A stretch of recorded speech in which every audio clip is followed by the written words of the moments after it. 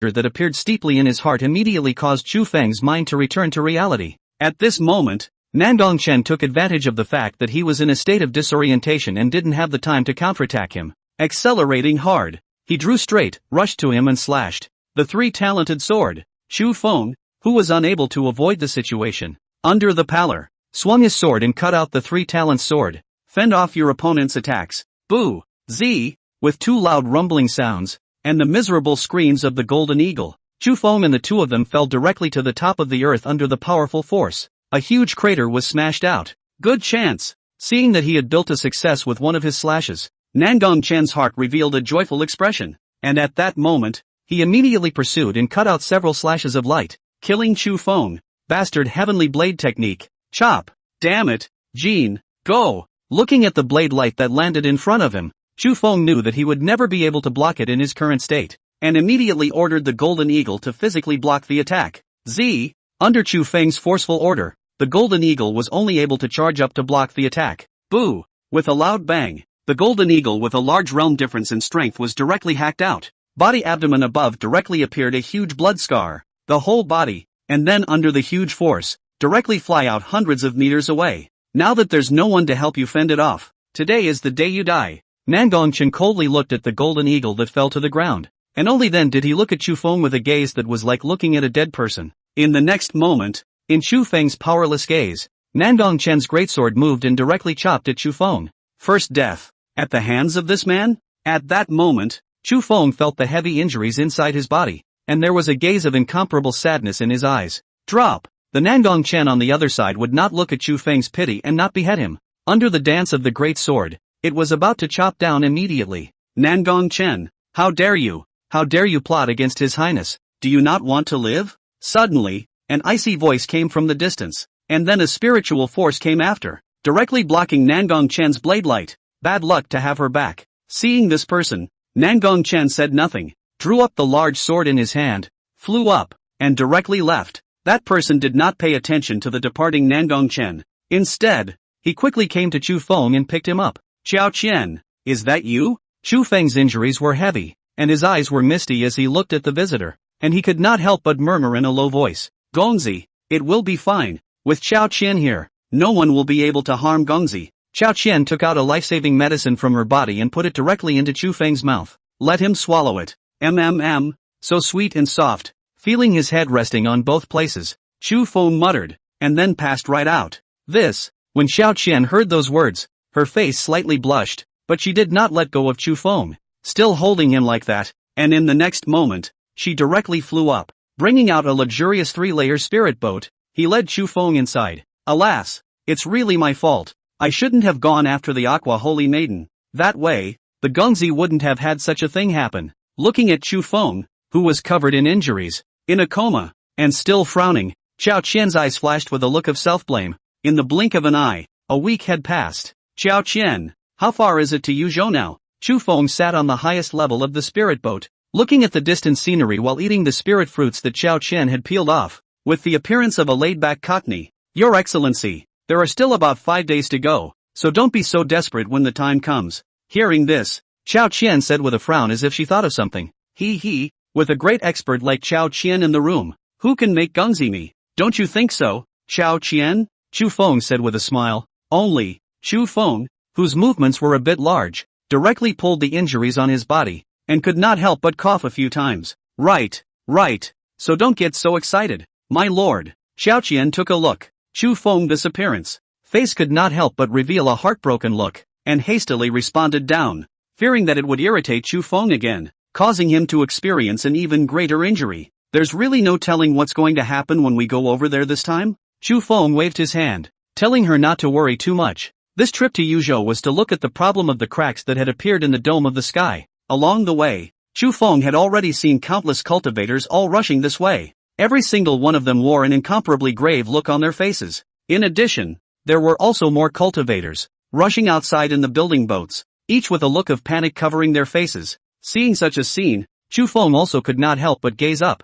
Xiao Qian, you've lived longer inside the immortal and demon continent and have seen more. Tell me about the situation over in Yuzhou. Chu Feng turned his head to Xiao Qian. Xiao Qian contemplated for a moment, as if organizing the language, and only then did she recount it. Yuzhou is located in the western region inside the immortal and demon continent, a more desolate as well as colder zone relative to the other realms, where there are even fewer cultivation resources and all the cultivators, their strength is even lower. But the people there, due to the environment, are also more powerful under the same realm. One of the most powerful strengths there is the Wuji Sword sect, a second-rate sect whose highest strength is the True King realm. Human race, Tongtian Pavilion. The Tongtian Pavilion was the most powerful force formed by human leaders tens of thousands of years ago. Among them, every single person who entered inside was a 3,000 immortal emperor powerhouse that had survived from the ancient times. Each and every one of these people had unrivaled contributions to the human race, and it's also the highest place to regulate and decide things within the human race. But it's also a place that doesn't come up once in a million years. Every time it appeared as well as opened, it was a matter of life and death on the side of the human race. From the ancient times to the present day, it's only been opened once, decided on things once. That is, the cultivation speed of the techniques handed down from the ancient times was even more difficult, and it had to be done. The human race gathered here and restudied it before the Gong method appeared at this time. But on this day, when a noble and incomparable woman with an incomparably powerful might appeared, the Tongtian Pavilion slowly opened. End of chapter. Chapter 152 The Domineering Tangshirshir. Chapter 152 The Domineering Tangshirshir. Lord Demon Emperor, I wonder what business you have here today. The Tongtian Pavilion isn't convened for just anything. A low voice slowly came from inside the Tongtian Pavilion. The heavenly vault opening up, the heavenly demon invasion, and the descent of the 10,000 realms. Are these things worth opening the Tongtian Pavilion? Tangshirshir said majestically. May. The voice inside agreed straight away. Then hurry up. Tangshirshir didn't say anything more and directly flew up. Enter the inside of the Tongtian Pavilion. After arriving at the Tongtian Pavilion, a huge space as well as a large hall appeared inside. The hall was brilliant and atmospheric, exuding a strong and incomparable aura. One of the highest seats above had a seat on it that was black and gold in color and represented endless might. Above the sides are 3,000 seats spread out. Each seat was dark gold in color, shining with boundless might. It even had a vast shadow on it. There were even a few real figures sitting above them. On the left side, directly above, was an old white-haired man, speaking in a low voice. This person was none other than the being who had spoken to Tangshirshir. The heavens have cracked, and the prophecy of the invasion of the worlds has been realized. Golden lightning sun, go down and spread the news to those little ones inside the human race. Otherwise, if we wait until the heavenly demon invasion for us to prepare, it will be too late. The old man whispered. Yes, by June. A silhouette in the middle of the left side stepped forward and responded directly. In the next moment, where he was, there was a flash of golden light, and he directly disappeared in place. I can't imagine that when the heavenly demons invaded, it was you demon race who reacted first and came over first to discuss a countermeasure. It's really hard for you, Bai Jun said as he looked at Tangshirshir. These are all messages that have been passed down from generation to generation by our demon race, and this emperor is only doing what the transmission and inheritance says. Some small matters are not enough to be concerned about. On the contrary, it is Lord Bai Jun. In order to let the human side develop smoothly, countless course observation of the situation here. This is rather more hard work. Tangshirshir didn't stop the credit to herself. Instead, it was placed on top of the successive generations of the demon race's inheritors, even praising Bai Jun. Oh, these things are all arranged by the leader. We are just doing what he says. Bai Jun smiled slightly and said directly. After the two of them chatted some more about things above their cultivation, they fell silent. For cultivators like them, the road had already come to an end.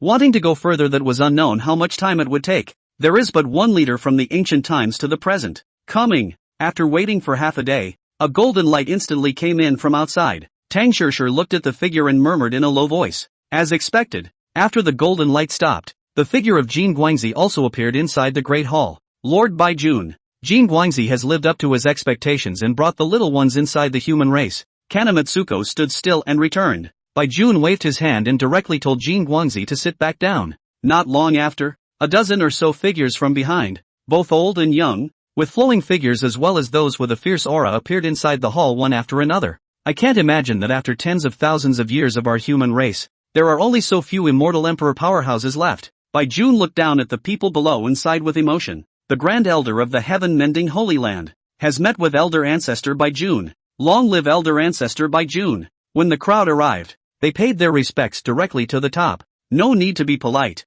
Find a seat. Elder Bai Jun waved his hand and directly told them to stand up and sit down. You guys probably have an idea of what's going on regarding me asking you to come here, right? Old Ancestor by June said as he opened the door. Is the sky opening up? A dozen people looked at each other before speaking.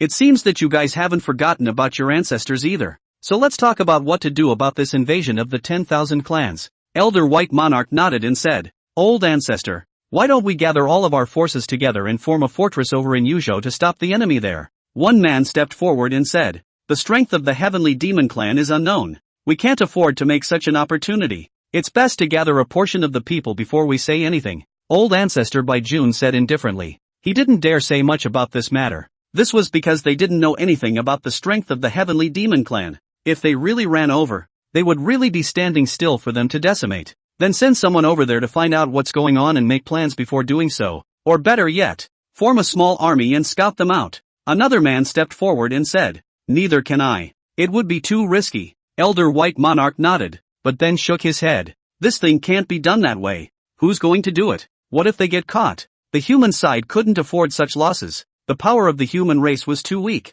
Apart from the 100 or so immortal emperors left over from the ancient times, there were surprisingly only a dozen or so immortal emperors growing out there now. Such strength. But attrition is not possible. Demon Emperor, tell me if there's any good ideas? Old Ancestor by June looked at Tang Shirshir, who was at the side, and asked. Tang Shirshir hadn't said a word since arriving here, but from her face, it was still possible to see her disdain for these people's proposal. Old Ancestor, this emperor doesn't have anything to say? He just wants to say that if the Heavenly Demon Clan really invades, we will only be able to block it with all our might, and trying to escape will be impossible. Therefore, the best option is to shoot out numerous strong men to sit over in the Yuzhou. The rest are discharging countless middle and high-level humanoids to go over to the Heavenly Demon Realm and check for information. This way, there isn't much loss for the attrition of our human race. Tang Shirshir said directly. This one does have a way of doing that. Old Ancestor by June said indifferently, while his gaze then looked over to the human race's side. Do you guys have any other ideas?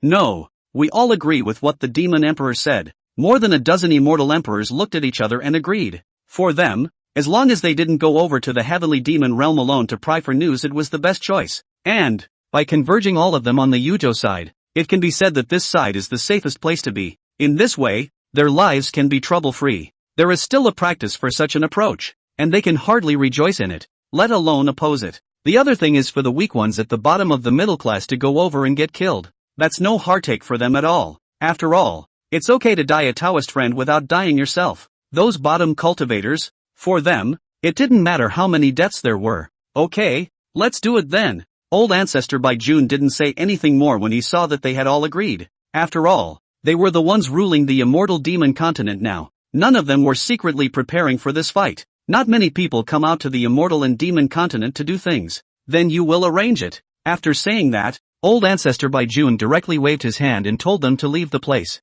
Yes, Old Ancestor. Tang Shirshir and the crowd all stepped back and left the area. Old Taoist mending heaven. Don't go. You assassinated my legacy. Don't you want to say something? After coming out, Tang Shirshir domineeringly blocked in front of the founding member of the Heaven Mending Pavilion and coldly stared at him, saying, what is it? Old Taoist mending heaven couldn't help but thump in his heart when he looked at Tang Shirshir's eyes that were filled with a murderous aura.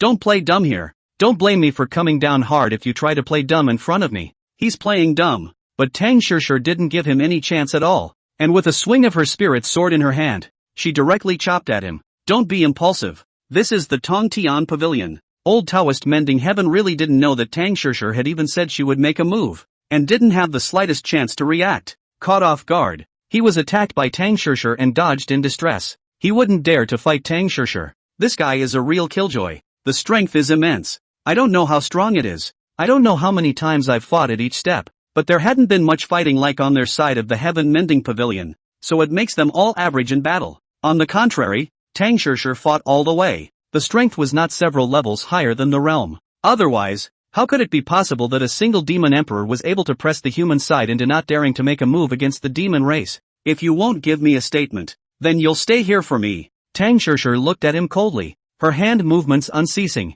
One sword immortal. Hurry over and pull the plug, or I'll die here. Watching the increasingly urgent offense, Old Taoist mending heaven couldn't resist and hurriedly called out for help. Old Taoist of mending heaven, you're not doing a very decent job of losing, so no wonder others are making moves against you. A group of people stood in place, looking at the woeful appearance of old Taoist mending heaven and said with a sigh,